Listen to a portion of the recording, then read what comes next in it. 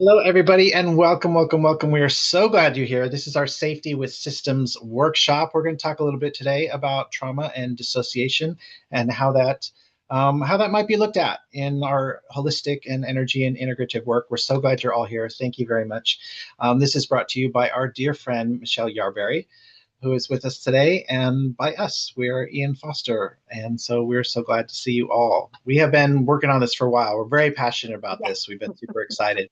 So just a little bit of welcome. Again, we are glad you're here. I know everybody says that, but you have no idea how glad we are that y'all are here today, because to us, we think this is just such an important subject that we're very excited about. So we'll do a brief intro to kind of what's happening today before we start to dive in. And please remember this session is being recorded and the replay link will be emailed out afterwards. If you have questions today, please drop them in the chat. We do have a few subjects we'd love to cover with you and convey a few things, some new ways of looking at stuff perhaps. So please drop your questions in the chat. We will have a little bit of time to answer some of the common questions a little bit later on. And I'd love to introduce my dear friend, Michelle Yarberry. She is a licensed clinician in the state of Colorado. She specializes in complex trauma and dissociative disorders. She is certified in several holistic healing modalities. We have experienced her healing modalities firsthand, and she is a very gifted and powerful healer.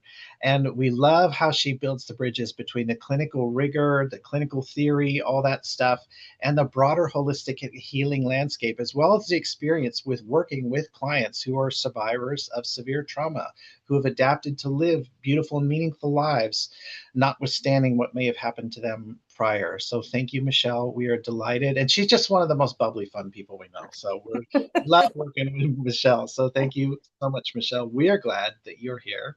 Oh, well, thank you, Ian, and all. I'm so excited to be here, and I want to say up front before I do introduce Ian formally is that he has made practicing the energy work much more fun and do so Oh, safely, securely. I don't have to worry about anything. I'm covered legally and ethically, and that is a lot to say because I am a licensed mental health professional, so I can incorporate this in my work. And it's been just wonderful, very freeing. He's a lot of fun to work with.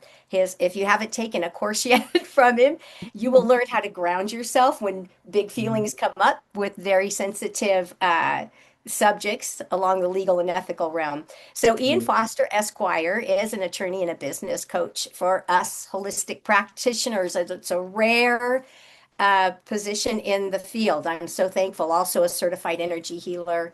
And he lives with dissociative identity disorder in a fully functioning plural system, whom I've met many of and just totally enjoy working with him. So, we are so excited to have you here today. thank you very much. Appreciate you. All right. So, Michelle and us, we have worked together professionally before, as you kind of gather from what we're talking. We've come across each other. It's kind of, the holistic world, it's kind of a small world. It's very often, if you're active in that world, if you don't know someone, then you know someone who knows someone. So we've crossed each other's paths. We've done some work together professionally and developed a friendship through that. And we bring together the clinical, the holistic, and the legal stuff all together. And so we bring that real life experience working with clients who are plural, who are existing in the world as plural, who have experienced severe trauma in their lives. And so today is built for those practitioners who want to help their clients well, not simply help them more. It's easy to help them more to say, hey, we need more certifications, more skills. Maybe we can take a step back and start helping our clients well. Not that you all are not doing that. There's always more ways to do it well. Our disclaimer, we are a lawyer here, so we got to do our disclaimer. You guys know how it goes. This content is informational and educational only. It is not intended to be clinical or legal training. It should not replace any training within your certification. It does not replace clinical supervision or legal advice. Oops, lost my slide there. And we will be talking about recognizing trauma-based dissociation today, just recognizing it, noticing it without judgment, not trying to diagnose or treat it from a clinical perspective. And by staying, remember that we are recording on here. So by staying, you are consenting to the recording and you acknowledge that you are solely responsible for what you say and how you appear on today's recordings. And this material is the intellectual property of Michelle's business, Liberated Living, and our business, Personal Empowerment Services. What we're going to cover today, we're going to talk about trauma as an adaptive response, which may be something you've looked at before and are very familiar with. It may be a bit of a reframe, maybe a refresher for you. We're going to talk about what dissociative systems actually are in real life, how to recognize it in your practice, and how to hold space. Most importantly, not just to recognize it, but how to hold a safe, beautiful, healing space for your clients who are experiencing this. Have time to address a handful of your questions and reveal an opportunity if you want to dive deeper in the safe space that we are creating for practitioners who want to learn more about this stuff. So, Michelle, would you like to discuss for us the idea of trauma as an adaptive response? Absolutely. And I really appreciate this perspective that we're bringing in because trauma is often misunderstood as we'll go through some of the symptoms and things that we see. And we tend to often think of them as an event or a series of events that occurred. But what's really at the core of it is the disturbing and deeply distressing, the experience that are so overwhelming, a person can't cope with it. We can't make sense of it or respond in a healthier manner at the time as to and process what's happening. Oh, sorry. There we go. That's okay. And so often we get these intense feelings of helplessness, hopelessness, powerlessness, and of course the fear that doesn't dissipate after the event.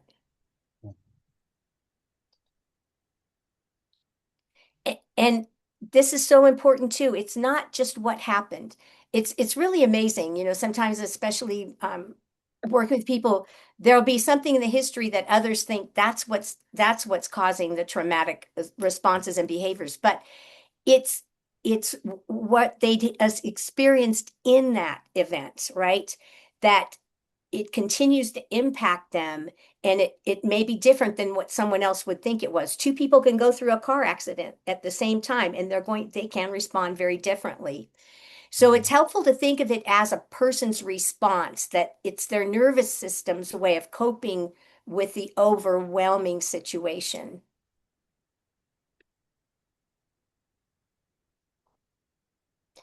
And the response in the moment, and then even afterwards, it can be influenced by those who were either with them at the time or that are close to them, who they told the story to. So often, especially with our younger people, if there's a parent or caregiver there that brushed it off or minimized it, this can be very detrimental. Even an older adult that didn't have the response, the compassionate response from a loved one, this can be very detrimental. And so these are some of the common things that we have believed in the past, right? Oh, she's so young, she won't remember. I don't think that ever happened. These are all very common responses for various reasons that can be very damaging. And perhaps you've heard these before, said to someone you Mhm. care about, said to you. Perhaps you've caught yourself saying some of these before, because sometimes out of our own trauma responses, we can sometimes be dismissive of others. Yes, absolutely.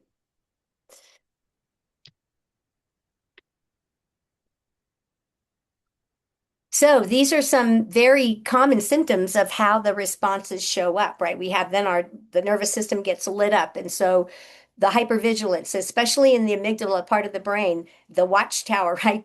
The looking for danger, and then it becomes the perception of danger. And so the responses can be anxiety or panic in a situation that may have seemed to everyone else completely safe. The shutdown, right? The isolation, disconnecting. I can't deal with anything or anyone right now.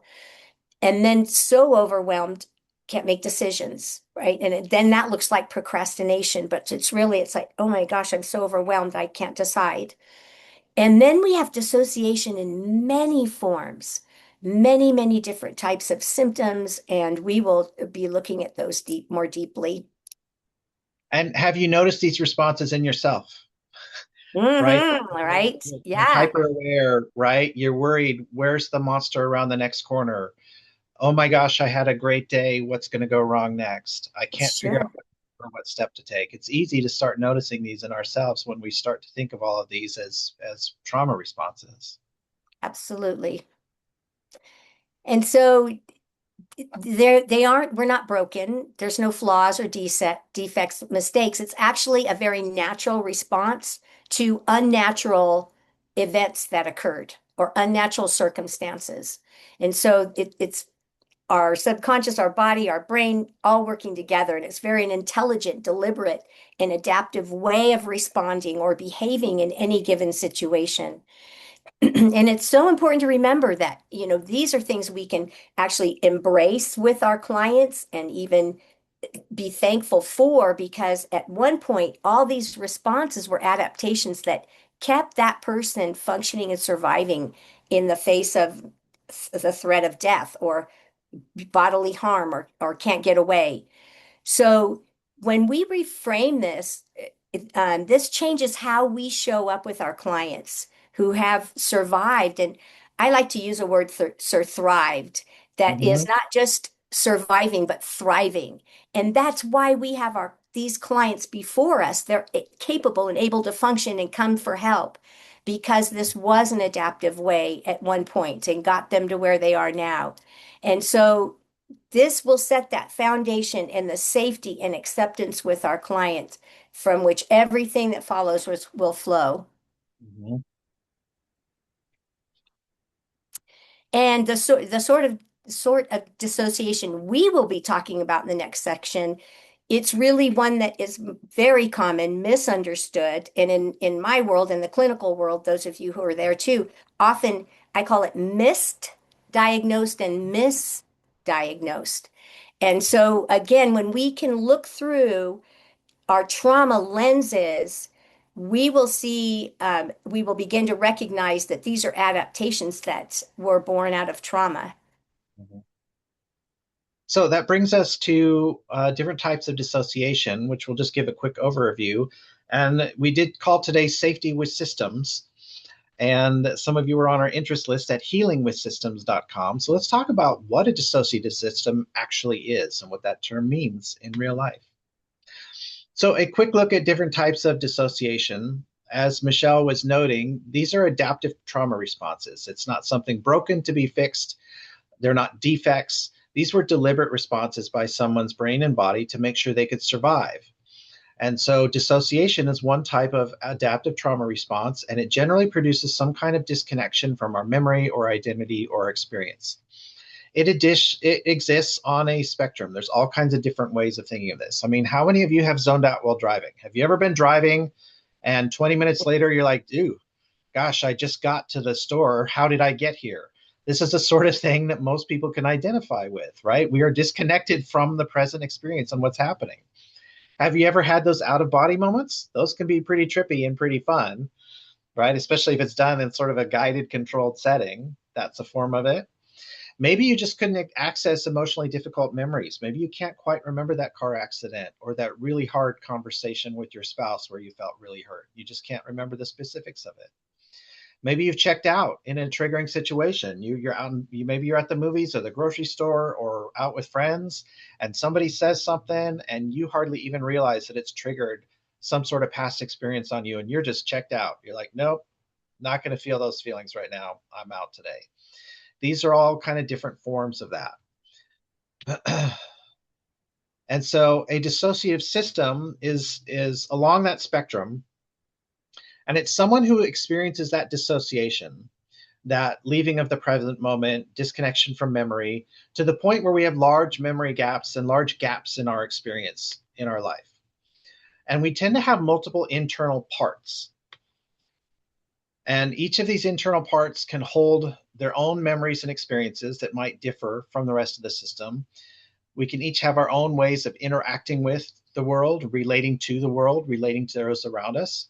And often the different parts inside are able to operate completely independently as though they were all separate people. Our system, for example, has a number of us inside who can operate completely independently, go through the entire day, and you would have no idea. And so remember again that this is a strategic and adaptive response. And I know we kind of keep, driving that point home of looking at trauma less about the event that happened, although, the event and thinking about the event and how to process it can be part of a healing journey and an important part of it. But remember that we're talking here about the adaptive response to what happened. We're talking about something that kept the person alive and functioning even after the most difficult circumstances you could sometimes imagine a person going through. So we'll just do a little bit of quick like debunking and demystifying and comparing some misconceptions to what it looks like in reality. Again, there's a lot of that to be done in the world, but we'll just go through a couple of things. So one misconception when it comes to dissociative systems is that it's extremely rare and very dramatic. Have y'all seen the movies? Right? There's a number of movies that portray dissociative identity disorder in different ways. Yeah. Some, little more accurate, little less accurate, little more realistic, little less realistic, right? Little more kind to the DID community and little less kind. There are some that are not bad portrayals out there. There are some that we're not a big fan of. So there's this notion in society that dissociative systems like us are extremely rare and it's some sort of big dramatic thing. The reality is it's much more common than you think. So dissociative systems worldwide are roughly as common as redheads. Now, maybe you don't see a redhead everywhere you go, and yet you're never really surprised to see a redhead, at least in the Western world. So we're roughly as common as redheads, statistically speaking. And often it's very subtle or invisible, or you wouldn't know. If we didn't tell you today, if we weren't out with it, you probably wouldn't even know that we had switched in the middle of this webinar already. So often it can be very subtle. Another misconception is that it's something to like uncover or examine, that it's a curiosity, or like you're going to the museum and you want to figure it out. The reality is you're talking about a person. And this is a person to meet in a safe and healing space. And how is that different from any of your clients? Every one of your clients is a person who deserves a safe, healing space, who you meet on their own terms as a person. Dissociative systems deal with all the same things that everybody else does. We're trying to put food in our belly and a roof over our heads, and we just happen to process the world a little bit differently. And I would like to add to this too, and it kind of goes along with Ian's next comment about not broken to be fixed, is that they're not crazy. So often, especially in the adults, will be afraid to disclose, oh no, he or she's going to think I'm crazy. I'm crazy. And so again, this really is so important I want to emphasize that a safe and healing space. And your client, without you using words, will sense that this is a safe place where I can really describe what's going on inside. Absolutely. So yeah, it's not about being crazy. It's not about them not being able to function in the world. It's not necessarily something to be broken to be fixed. That's not how systems see themselves. Just meet them with the same grounded presence and understanding and openness that you would meet any other client, remembering that you're just talking to another human being.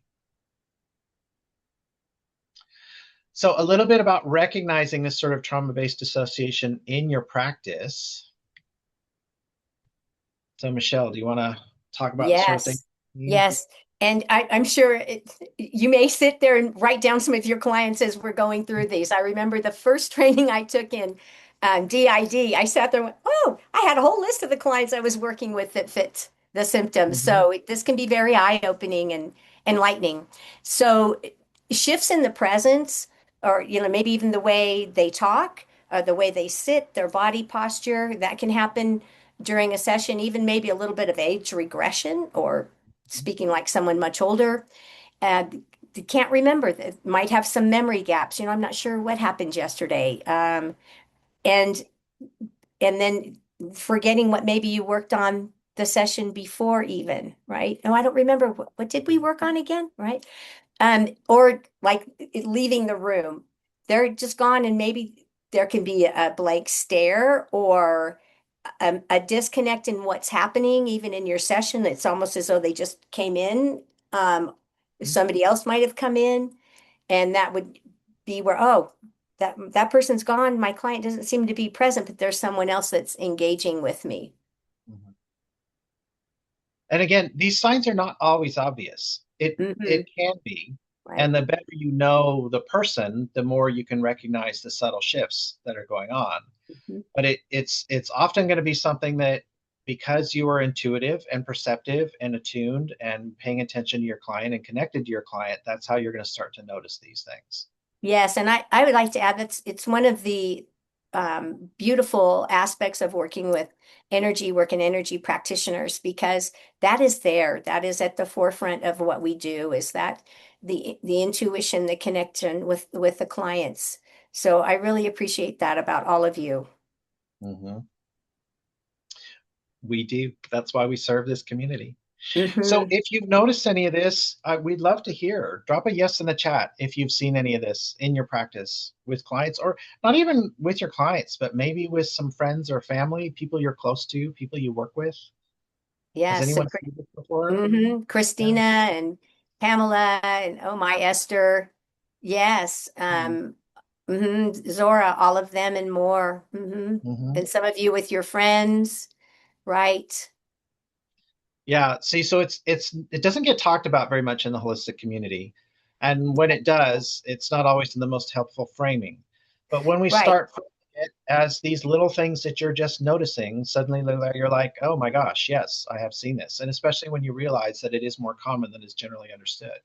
Yes, and this was in one of Ian and I my early conversations, as I was seeing some of the things, the challenges that on the different platforms that you would speak of, the practitioners would speak of. It's, oh my, I think I know what may be going on with the challenges, and really our heart is to help all of you see this and work more effectively. And it's great for you too. I mean, that self-efficacy, right? At the end of the day or the end of the session. Yes, so Soul Whispers, and Charlie and Sarah, yeah, Julie, yes. So So we, he, oh, is yeah, this you? This is you? no, this is you. You go ahead. Okay.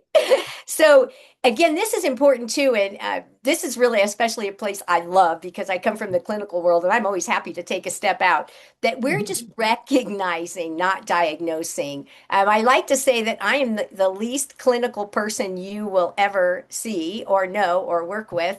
Um, and this is again, we're recognizing, we're just noticing that pattern, right? Just noticing. And what's so nice is we don't have to do that whole clinical analysis. Oh my word.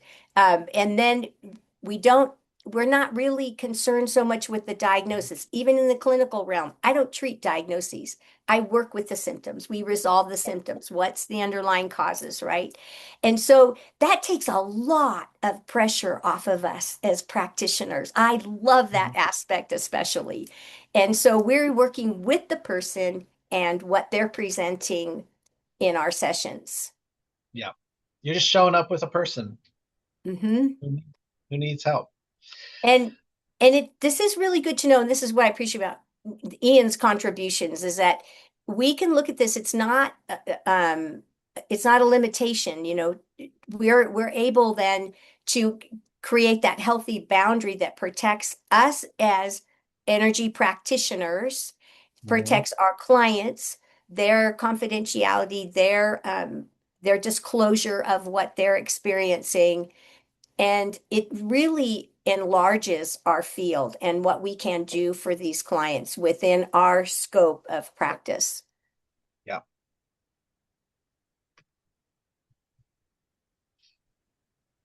So, what you should do if you notice the pattern is first and foremost, that's why we either have someone else do sessions for us or we do our own, right? So we're more easily able to stay grounded, steady, and be the one that provides that safe space, right? We have the regulating presence. And as we know in energy work, right, that helps co regulate the person that's in front of us. even if they have a moment of dysregulation, our keeping ourselves centered and grounded will help reflect that for them. And then also realizing this is so normal. Remember, that's a response.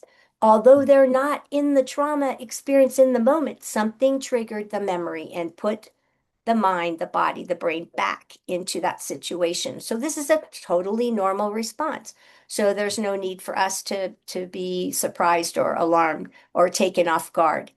And then also knowing your referral sources, who within your sphere of influence, do you have a good relationship with some local mental health providers, licensed mental health providers? What about some of the other holistic practitioners who might do more of this work, or some that are maybe not within your group, but you know who that are in the community that could also be helpful? And let's talk about a handful of things maybe not to do, or we suggest you not to do if you notice these patterns in your practice. The first one is to remember again that this is a person, not a museum piece or an encyclopedia or a vending machine. And I say that because there is a very natural and understandable curiosity. If you've not interacted with a lot of dissociative systems, or if you're starting to recognize it more and more, there's a supernatural curiosity, and that's totally understandable. And systems get curious about each other too. We're friends with a number of systems, so we understand the curiosity. But it is not something to kind of try and probe and discover and uncover more, but rather to wait for things to be revealed in their own time and when it's safe and proper to do so. There's no need to attempt to treat or resolve the dissociation or the switching or whatever it might be, because again, remember, this is an adaptive response. And for many adult systems, this is something we have just simply learned to live with, and this is part of who we are at this point. And definitely don't panic. There's no need to be panic. There's no need to get worried. Your steady presence matters much more than trying to find the perfect words. Don't worry that anything is your fault or that you caused it or anything like that. This is the person's response coming up in the moment. So just remember that steady, grounded presence is what's going to matter for your clients. Yes, and Ian's point of uncovering more. Well, the very common analogy, the layers, right? There are many layers, and that it can be in people with trauma without dissociation. Certainly, and with dissociation, it's much more significant. And so that's a very good point he makes. We have to wait for things to unfold because there may be some parts in the system that don't want to be recognized yet, or it's not safe to let another part participate. And so if we again hold that thought of these are guardians of this beautiful person in front of us and keeping them safe in the best way they know how. Michelle, you want to talk a little bit about persistence of Sure. faith? Yes, this is as we think about okay, ethical care. Again, staying. I love how another wonderful attorney in my sphere of influence says, "Stay in your lane, Michelle." Right? So Mhm. staying within your scope is actually a safety net, and this is where I'm so thankful for Ian. Oh my word, because he has guided me, and I have a separate practice just for energy work aside from my counseling. Although I can use the energy work in both, but it's not a limitation. Um, this allows me to present and offer a much larger scope of care and and then sometimes for some clients, referring out can be the most helpful thing. I have a whole network of like naturopaths and others that I don't cover nutrition. Yes, we can in the body code use that, but I'm not qualified. And I think there may be something more where I have a couple holistic centers where I send them and they work with them. And it's just beautiful. So you can build this lovely system within your community and offer, even if it's not you directly, you're offering this great care. And then and kind of to reiterate, this helps us recognize our professional competence, right? We know where our space ends and what's needed. And if we always keep that what is best for our client in the forefront of our mind, that frees us up to do that without those feelings of inadequacy or incompetence, right? Mhm. Absolutely. So we do have a little bit of time for some questions and answers today. So we can take about 10 minutes for that, maybe a little bit more. So if you haven't yet dropped your questions in the chat, please do. And we can, I'm not sure, Michelle, have you looked and see if there's any? Yes, so no questions yet. But I do like, I want to, whilst you all are thinking of some questions, Esther said earlier, the difference between feeling like a specimen versus human. Mm, Oh, Esther, you nailed it. Yeah, yeah, this is very beautiful. And yeah. another talked about, describes a TBI, traumatic brain injury. Mhm. Yes, and very much so. These are some symptoms common with that. And then too, we think about Jan along those lines, right? The co-occurring things too. There may be more than one Yeah. um, cause. So I'll check again for some questions. And And those remember, of you who work with animals and people, you have a beautiful opportunity too. Many yeah, systems find animals incredibly therapeutic and comforting, just like many humans do. yes, Um, our therapist has a wonderful little puppy dog who sits with us when we're in session, and he notices when we switch, and he follows the switches along as each of us participates in parrot therapy. So if you're good with animals and animal communication, you're in a great position to sort of. absolutely. And I, in the past, had an equine interaction program, and also I had a therapy dog. So, and the bulk of my clientele are have dissociative disorders, children up through adults. So yes, I'm so happy the animal people are here because that is a wonderful, wonderful addition to to whatever you're doing for your clients. Mhm. I'd like to encourage you on the questions that there are no stupid questions and there are no, this is too simple, I should know this questions. Yeah. Um, and that if you have a question in your mind, undoubtedly somebody else does too. So, from Esther, can you elaborate on how animal work is integrated and what is involved? And this is great. I'll let Ian speak on how his, from the perspective of having that included, and then I can tell you how I incorporated that in my work as well. Yeah, from the perspective as a system who's been very lucky to find amazing therapists, um, it is incredibly comforting for certain members of our system to have a therapy animal in the room. Sometimes we feel better talking to the animal than we do the person. And therapy animals have been trained to be gentle and safe and to simply hold that space for people. And there's also something to be said for as a system, sometimes some of us are more or less agitated than others. And if some of us inside are very agitated, we can be petting the puppy dog while we're talking about the difficult thing in therapy. And so it's just and then everybody feels included and loved with the puppy dog there for us. That and it's been mostly our experience with dogs. We also have ridden horses as a system and found that incredibly calming as well. And there's something very healing for us about working with the horses, getting on this giant, powerful animal where we are essentially riding on it and powerless under its control, and yet realizing, oh my gosh, look, we're safe, we're okay. So for us, it has been a wonderful. What about you, Michelle? Oh, sure. I was running and I'm thinking, oh boy, I got to keep this limited because there's so many. So I Yeah. also I work a lot with children and I'm also a play therapist. And so we would start out with I had Boaz, my therapy dog, who was quite a character and a drama king. But the kids would do tricks and treats with him to start off. Dissociation is very disempowering and can bring a lot of shame because when one of the parts will take over, um, there's no control, there's no stopping it. And so for children, it's often looked at in very negative ways. But for them to be able to do a trick and treat, have Boaz do the trick they want him to, is very empowering for them. And also, I combine play therapy with the animal work. So in the playroom, and the children are engaging with the dog, or he's just watching them if they're doing something in the sand tray, I'm off to the side incorporating the energy work. I do several different modalities.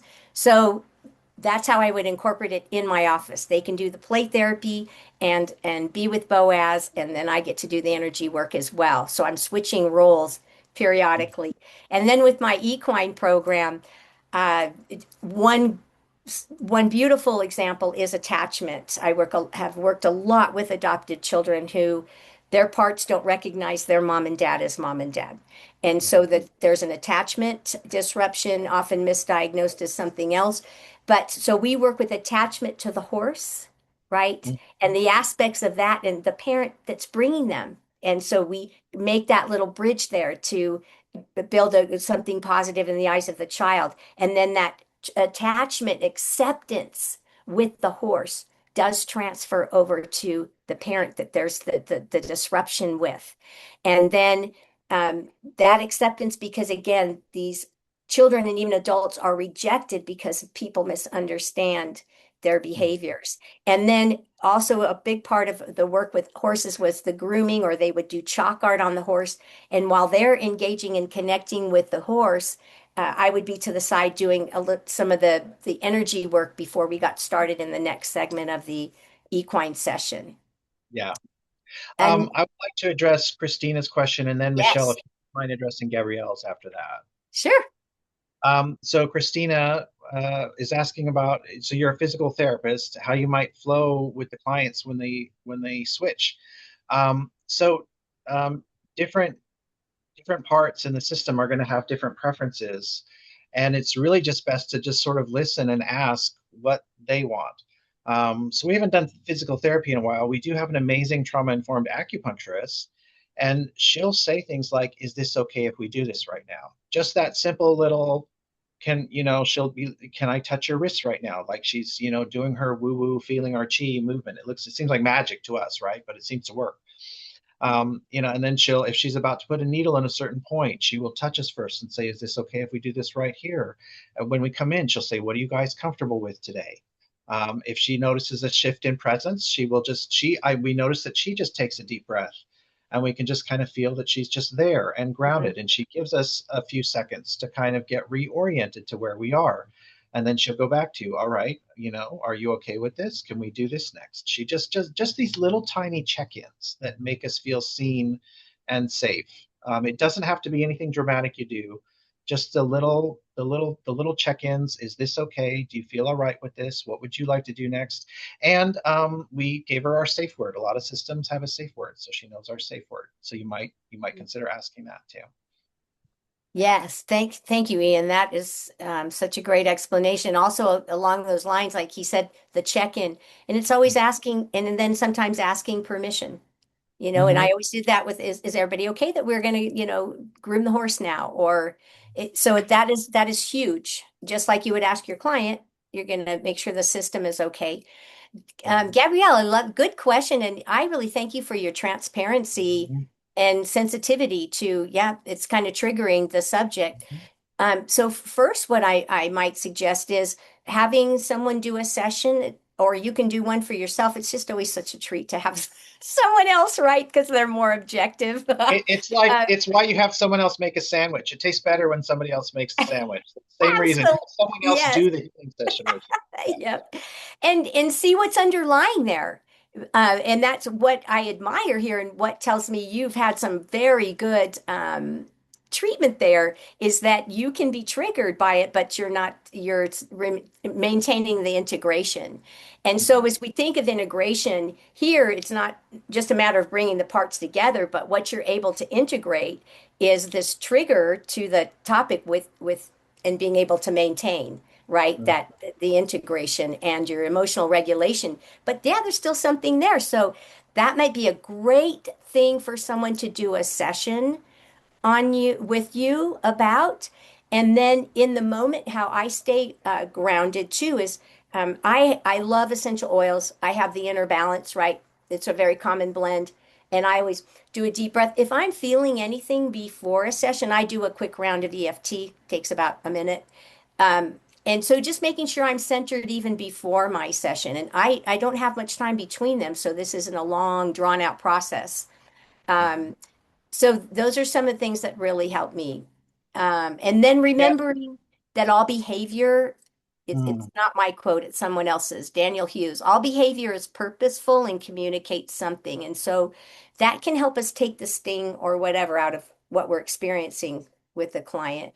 Yeah. And thank you, Michelle. Just that reminder too that your own self-care as a practitioner. Oh, Yes. It's so easy to, I'm here for my clients, I'm here to help, I'm here to serve, I'm here to give, I'm here to love. And yet the energy's got to flow, right? The energy flows around and around and around. And so you have to be able to receive that grounding, receive that love.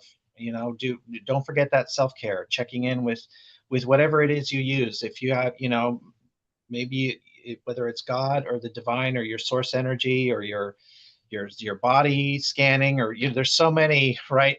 We all have these different ways of doing it. However you check in with that self-care to make sure that you are doing okay so that you then can help your client be okay. It is not selfish to have your self-care. Exactly. Yeah, it's important. Um, so, Sh- We'll Shanae, go ahead and move on. is that, Sorry, we'll have to move on real quick, oh and then yeah, we do. Our yeah. time's So up. in that way, just because we want to respect everybody's time, and then we're happy to hang around a little bit at the end if there are a few more questions, if that's okay with everybody. But we want to be respectful of those who aren't, who have other engagements. Mhm.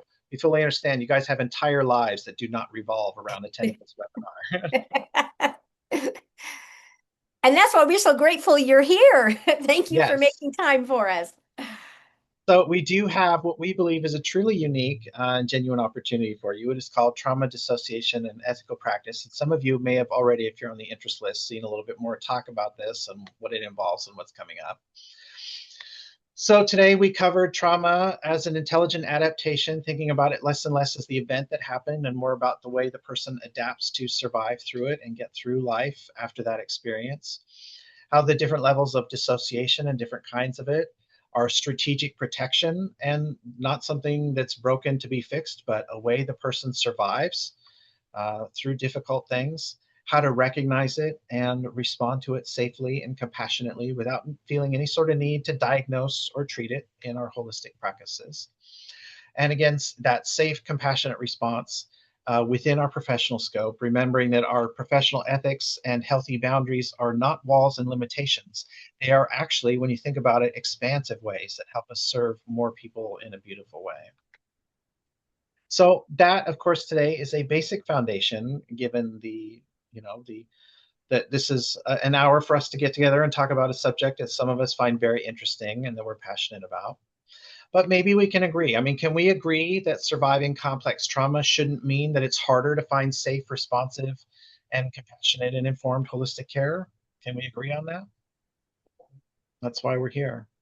Can we agree that people who adapted to live through those sorts of things, that they deserve practitioners who are willing to learn what that safe space might look like, and that practitioners who are a little bit forward? Maybe we can agree on that. Mm. We, Michelle and us, we passionately believe that systems and all trauma survivors deserve safety, respect, choice, compassion, and informed care. And it's easy to agree on that.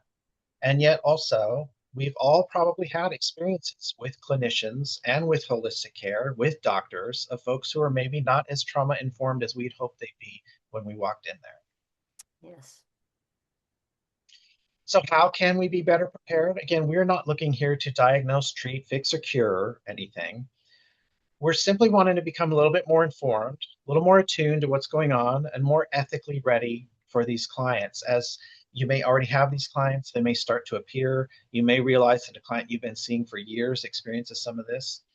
So just imagine being better able to recognize what might be happening, to respond to it with safety rather than some sort of alarm or fear response, to know when you should slow down or stop or refer or just pause or take a deep breath. It's always okay to pause and take a deep breath, Mhm. whatever the circumstance.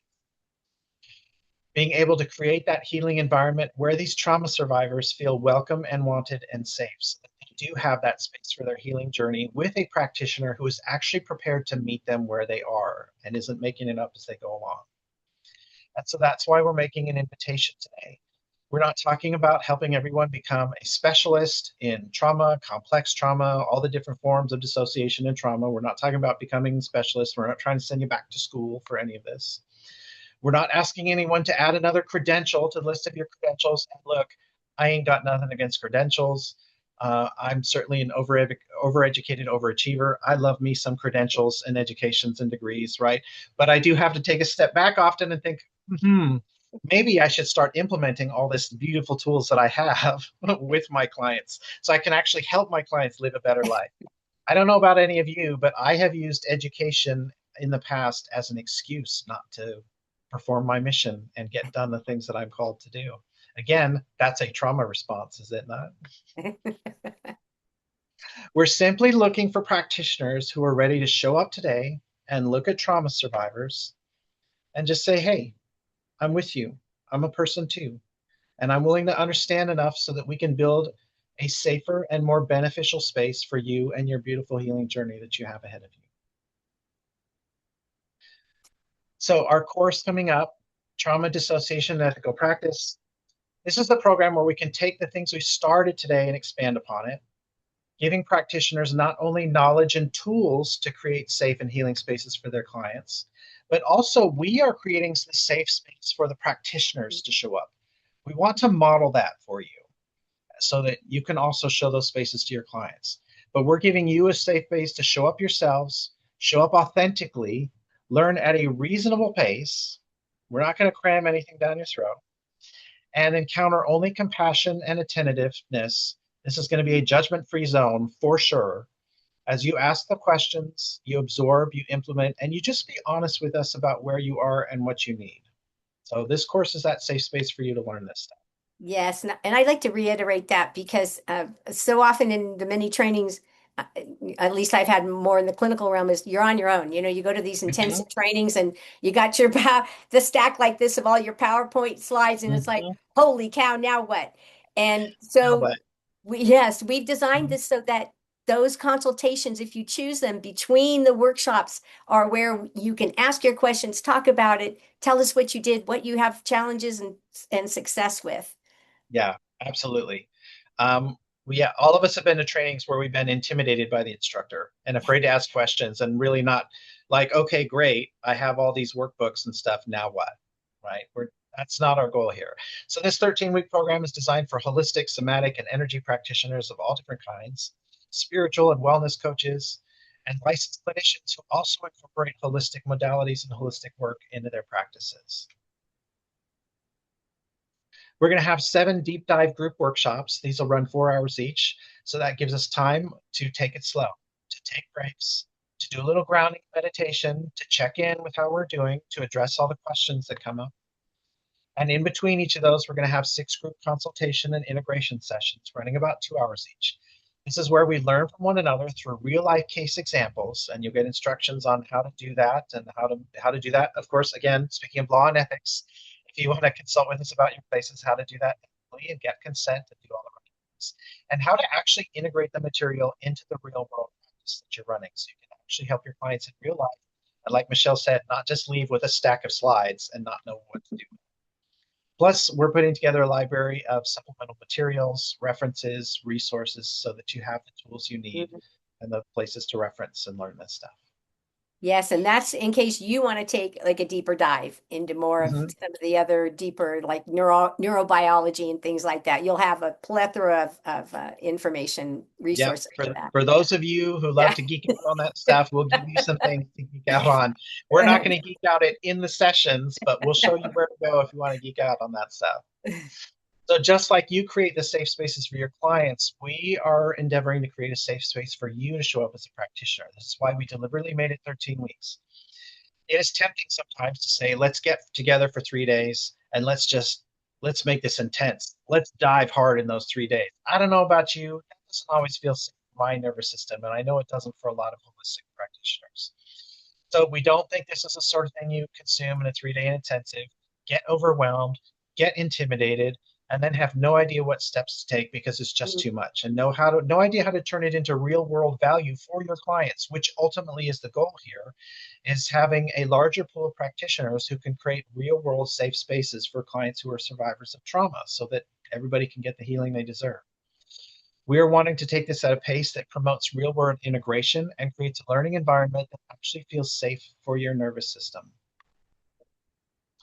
And so we're bringing some different perspective, that clinical understanding. So, how to think about trauma and dissociation and the clinical, ethical, and legal groundwork to work with it. So, that's why we have Michelle, who has that legal grounding. or that clinical grounding. We have that legal grounding, although it's certainly some overlap in as much as we talked about this stuff, right? The real Yes. world from the licensed perspective, what that stuff looks like, the lived experience on what it's like to experience holistic healing from the perspective of us who lives life as a system. And we understand every system is going to be different, look different, present different, have a different perspective. That's the beautiful thing about systems. There's a saying in the DID community, if you've met one system, you've met one system. Yes. And from the perspective of holistic practice, because we and Michelle both run holistic practices as well, where we do holistic work, coaching, and that sort of thing. So, from that perspective as well, we're looking to be grounded and not sensationalized. This is certainly not about sensationalizing a topic that is often sensationalized. So, when it comes to conversations about severe trauma and dissociation, we so often see trainings that are either hyper technical explanations that go right over everybody's head, or they're vague and unsatisfying, and you don't really understand what the heck we're trying to talk about.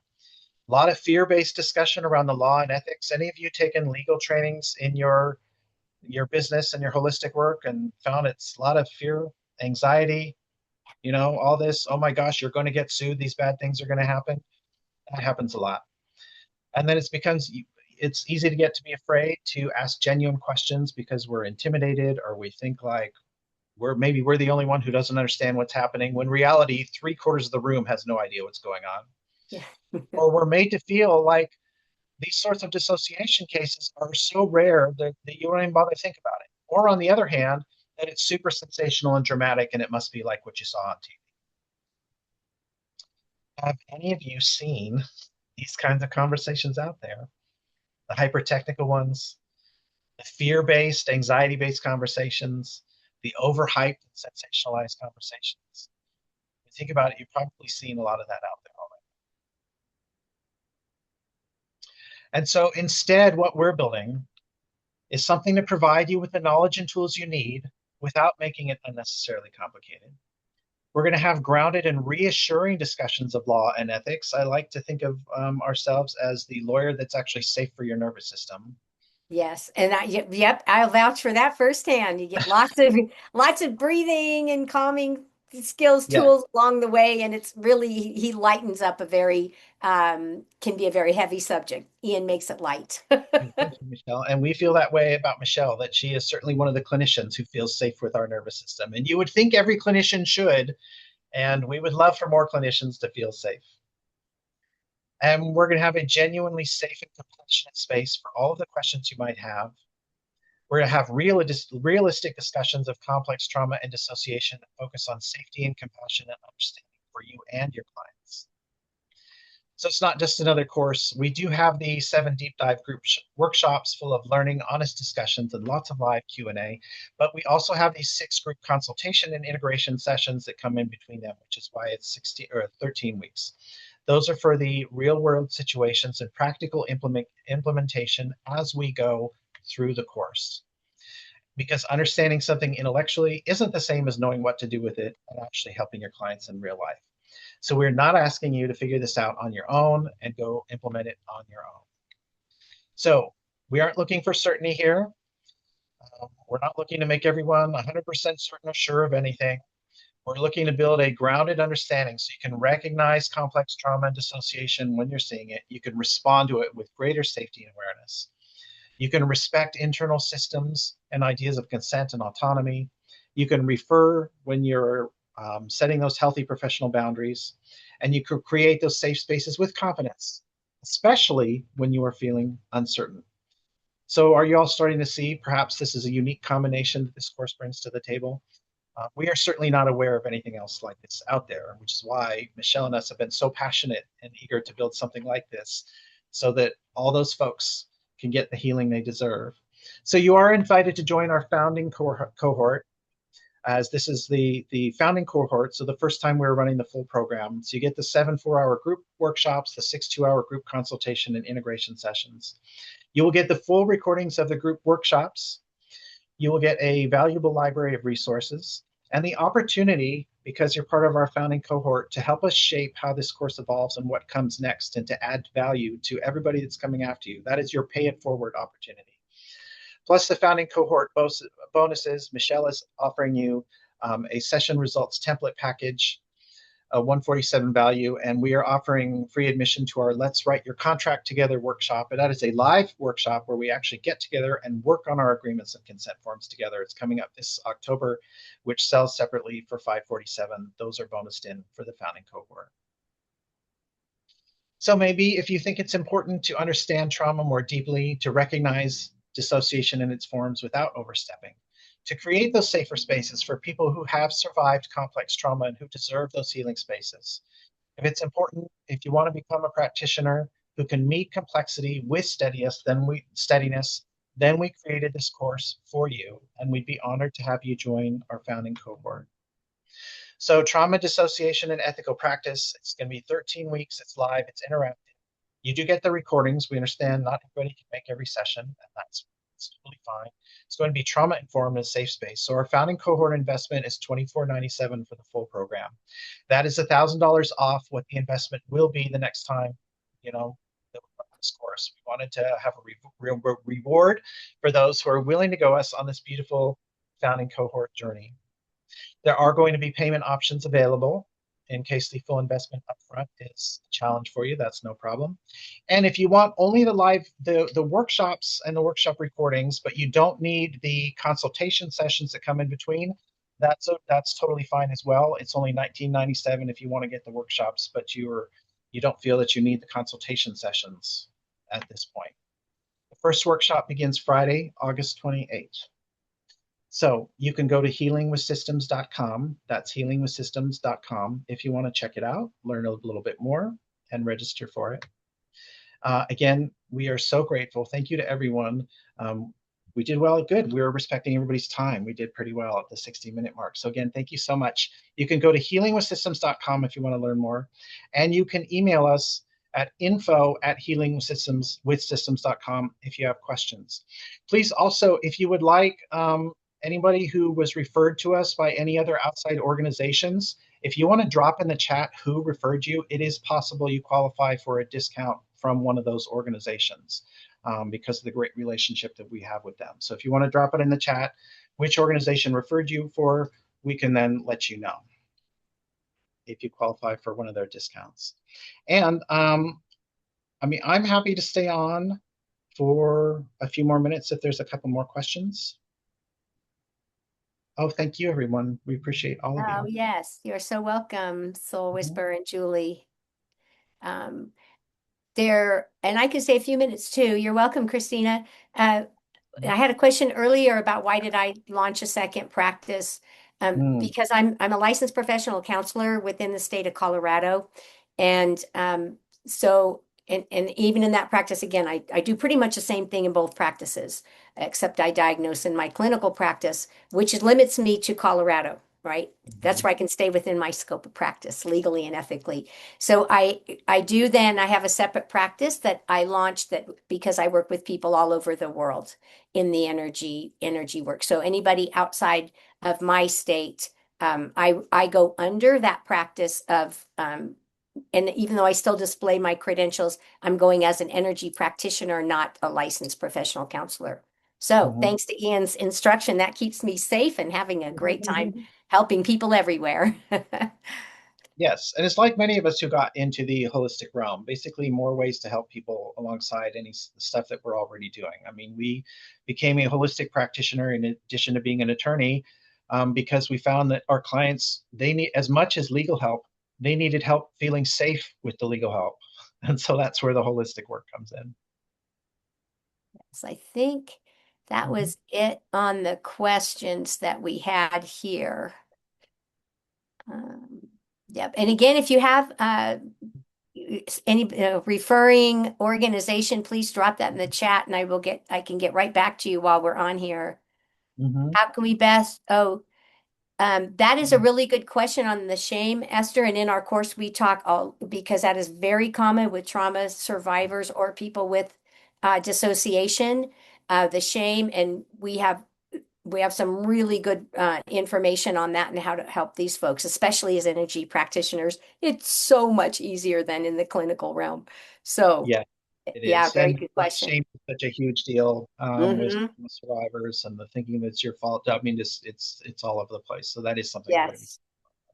Yeah. So thank you so much, everyone. You can email us again at info@healingsystemswithsystems.com, and you will get also a replay link to today and additional instructions and information for everybody. Thank you, everybody. We really Thank appreciate you, all of everyone. it.